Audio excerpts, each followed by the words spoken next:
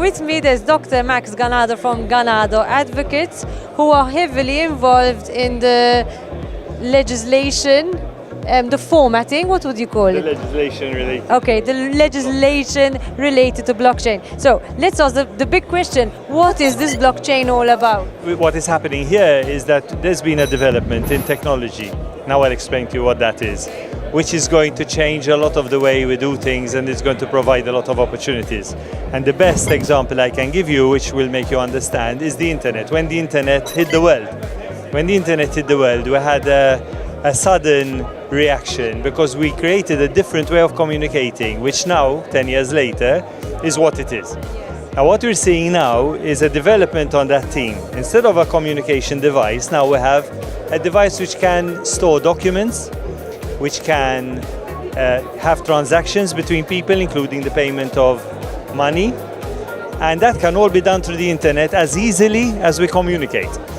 So the expectation now is that the way we do things is going to change as seriously as the way communication changed from 10 years ago till today. How will it affect, though, on an individual? Yeah. What are the improvements in someone's life? Well, what's happening with blockchain, because it is a ledger which is shared among everybody who's using it, you now have what is called peer-to-peer relationship. So I can deal with you directly. And it is cutting away all intermediaries, including potentially lawyers. But any intermediaries like banks or investment advisors or property brokers, anybody in between two people who traditionally we use to transact or to communicate or whatever, is being eliminated. How is that good? That's good because it eliminates cost. We don't have to pay commissions anymore. It increases speed. We can do things immediately. We don't have to wait for 2 or 3 days for money transfer to take place. And more importantly, for the integrity of the system, and this is what is really what this is all about, is it is recorded in a way that cannot be tampered.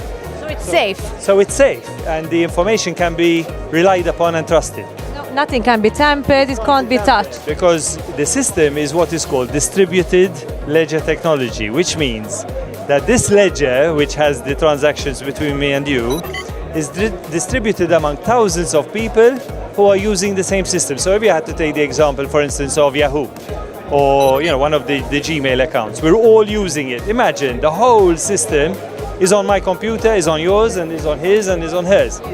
They can hack yours and they can destroy it, but mine keeps on going. So this is a technology which, because it is distributed, cannot be changed without the consent of everybody involved in it, usually at around 50%, but it's a consensus mechanism which changes it. Now, why do we need to have all this activity here? Because Malta has seen this as a life-changing opportunity for our societies. And we're also seeing that it's coming from a very risky place because there's been, money laundering, there's been criminality, in terms of these Bitcoin. But that is what started it off, and because it was anonymous, it led to certain consequences. Regulation has to come in, not to allow it to be abused. It's too important a technology to allow it to be pushed into a corner and not allowed to develop in a community. Now, because it's happening across the world, it's going to hit Malta as well. So, the government decided we come in and regulate.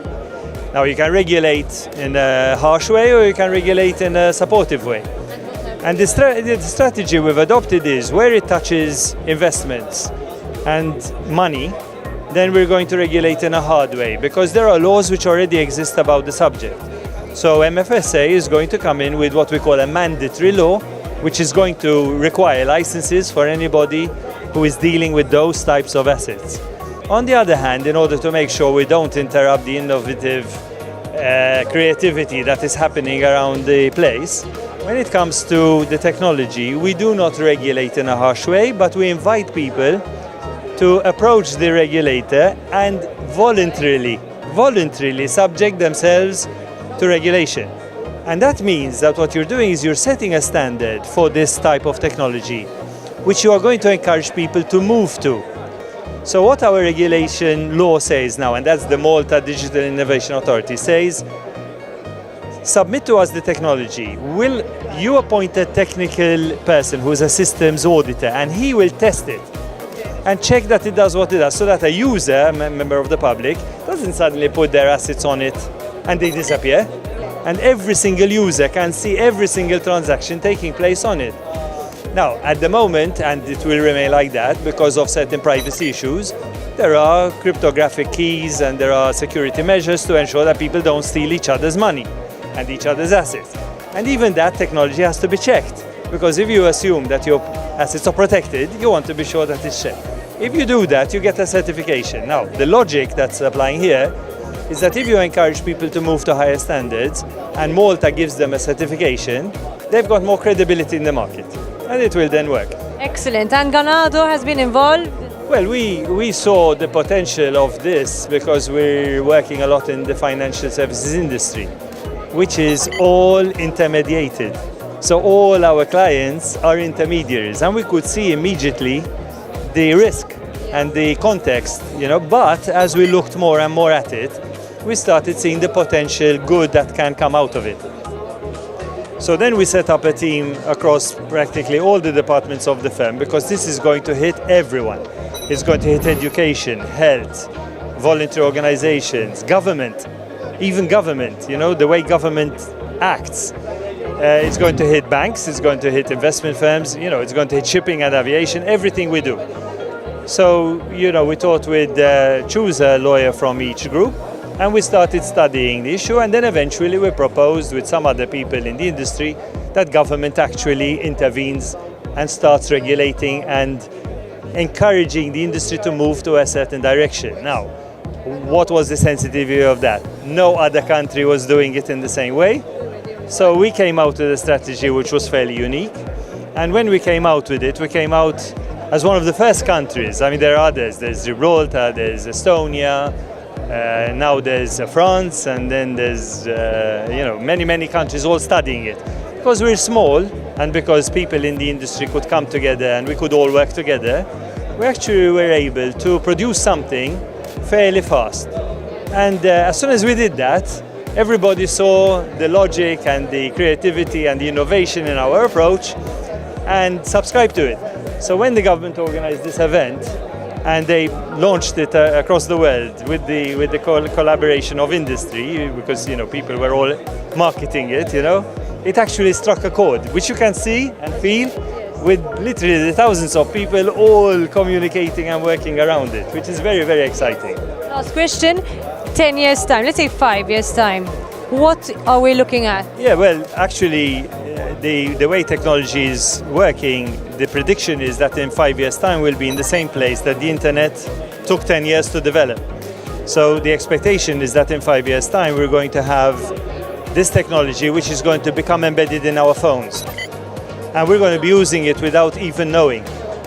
Yet, the integrity of the systems are going to be much higher level, because it involves assets. Communications never involved assets. It was always a letter or a note. This is going to involve property, it's going to involve money, it's going to involve your educational certification, your health records. And it's going to be covered by strong rules in terms of standards of mandatory law, of privacy and of accountability and of tax and of AML, which is the money laundering rules. So we expect that, there's going to be a shift into a much higher level of flexibility in transactions, ease, cost, speed, and everything is going to become much more sophisticated and transparent.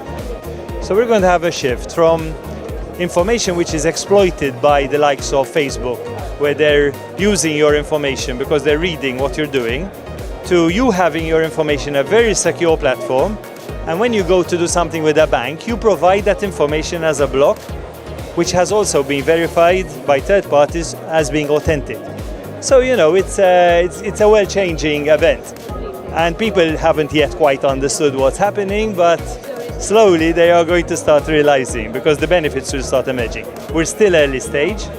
You don't need to understand the technology to understand what is going to happen. But people, just like they saw the benefits of the internet, will start seeing the benefits of this technology coming out slowly. Very good. Thank you very much.